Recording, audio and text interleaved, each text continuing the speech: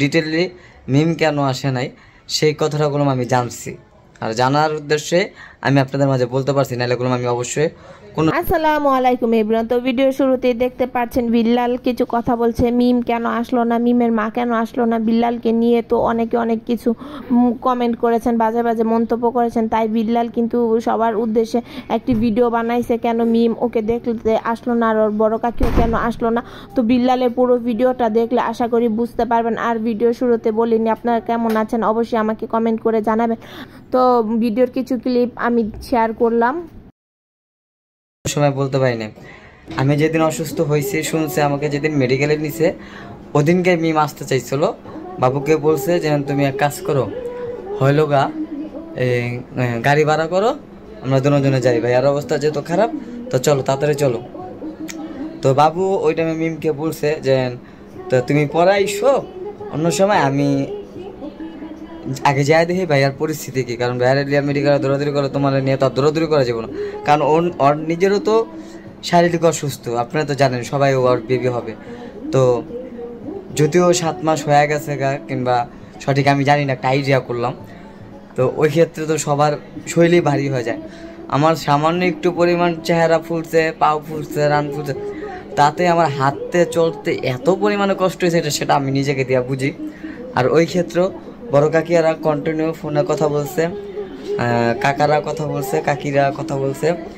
তো মানুষগুলো আসলেই যেন আসা হয় এমন কোনো কথা না, হেরা না আসুক, ভাবিকে খুকি ভাবিকে পাঠাইছে যে জায়গা দেখে আসো বিল্লালের অবস্থাটা কীরকম আছে, কোন পর্যায়ে আছে, কন্টিনিউ প্রতিদিন 2-3বার ফোন দেয়। আচ্ছা ঠিক আছে, তো আপনারা তো কেউই জানান না, আর আমরা তো কেউই না আসলে ওটা ভিডিওতে বলিও না। তো এই কারণে বললাম, চাচি ফোন দেওয়ার কথা বলছে, সবাই দোয়া করতেছে আমার জন্য, আর সবার দোয়া আছে। আর মিম আসে নাই, আপনি দেখছেন মিম একটা ভিডিও করছে, ও কত পরিমাণে দোয়া চাইছে যে ভাইয়া ছোটোর থেকেই অনেক অসুস্থ। তো আমার যারা ভিডিও দেখেন, ভাইয়ার ভিডিও যারা দেখেন, তারা সবাই ভাইয়ার জন্য বেশি বেশি করে দোয়া করবেন। আল্লাহ পাক যেন ভাইয়ার ছেলে মেয়ের দিকে তাকায়াও ভাইয়াকে নিয়ে আসে, সুস্থ করে বাড়িতে ফিরে আনে। আর যে কী হয়তো কি ভালোবাসায় কিছু সব আসলে চোখটা দেখলেই কি ভালোবাসার সম্পর্ক হয়ে যায়, এছাড়া কি হয় না।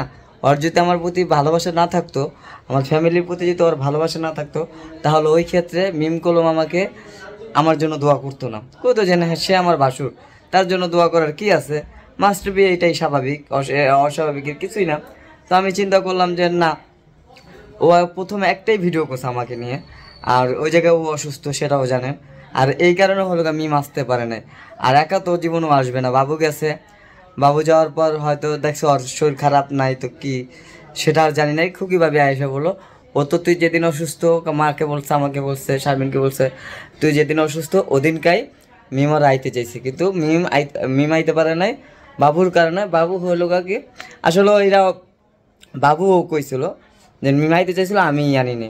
তো চিন্তা করলাম ভাই হয়তো মনে মিশা কথা কইছে, কিন্তু আসলে না, এটাতে কি আমি ভাইরা অবিশ্বাস করছি না, আমি কইছি আনুস নাই, ভালো হয়েছে, কারণ দৌড়াদৌড়ি যেটা করতেছস ও থাকলে ওর পিছনে তোর সময় দিতে হইতো। ভিডিওর ক্লিপ শুনে অবশ্যই বুঝে গেছেন মিম কেন আসলো না, মিমের মা কেন আসলো না। বিল্লাল কিন্তু সবকিছু ভেঙে বলল মিম কেন আসলো না। আর মিম কিন্তু এমনিতে অসুস্থ, এটা আমরা সবাই জানি। হাসপাতাল ওইভাবে মিম কিন্তু বাবুর সঙ্গে দৌড়াদৌড়ি সমস্যা হতো মিমকে নিয়ে, তাই মিম আসেনি, ভালোই হয়েছে। কিন্তু একদিন বাসায় এসে দেখে যাওয়া উচিত মিমের বিল্লালকে। বিল্লাল এখন যেহেতু বাসায় আসছে, ঈদ গেলে মিমের উচিত বিল্লালকে এসে দেখে যেতে, কিন্তু খুকি কিন্তু ঠিকই বিল্লালকে এসে দেখে গেছে। তো খুকি ওর দায়িত্ব সব দিকে কিন্তু পালন করে, সব দিকে খুকি এক্সপার্ট। তো যাই হোক, আজকে ভিডিওটা আর লম্বা করব না, এখানে শেষ করব। ভিডিওটা কেমন হয়েছে অবশ্যই কমেন্ট করে জানাবেন। সবাইকে আসসালামু আলাইকুম।